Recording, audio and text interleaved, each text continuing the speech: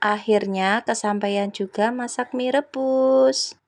Awan-awan dolan nang Tanggul Ubruk, segar melihat banyak pemandangan. Air yang jernih, pohon-pohon rindang, banyak tukang jajan, hamparan rumput yang hijau, angin sepoi-sepoi, pokoknya penak tinggal dolan nang kene. Kuwi kayak kebun binatang to, akeh wedhus barang. Sing rong tau dolan nang Tanggul Ubruk, ayo ndang cus dolan nang Tanggul Ubruk kono lho. Tanggul Ubruk Jatiluhur.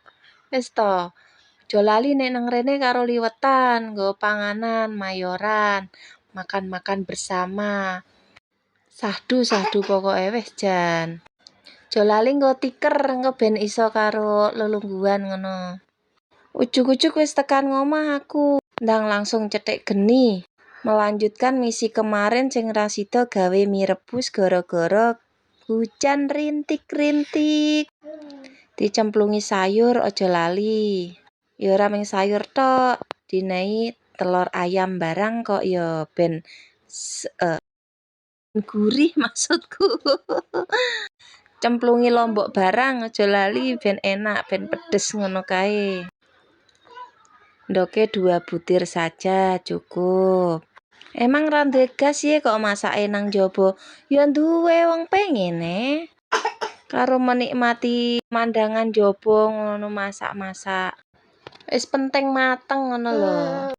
Nah, sauntara ngenteni mateng liyane ya dilebokne mie rebuse. 2 bungkus saja. Rasa ayam bawang kesukaan. Aku seneng nek gegenen menter kok ngene iki. Lho wajanmu ireng kabeh lho, Mbak. Ora bobo. Wong lagi pengen ireng ya mok ben. Lah kangelan masak mie rebus dadak cetik geni nang jaba.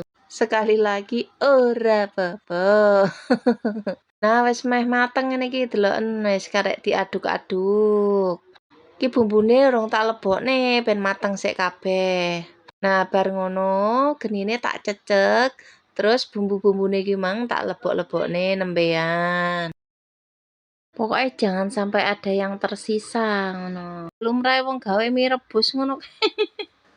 Nguiler aku saiki ming ngene tok ae. Ngopo sih mie instan rebus iki kok enake ngopo ya? Kok seneng ya anakku. Diaduk-aduk ngono kae kok mebul to. Pas kesuwen langsung ambil posisi, ambil mangkok. Sik tak cicipane sik.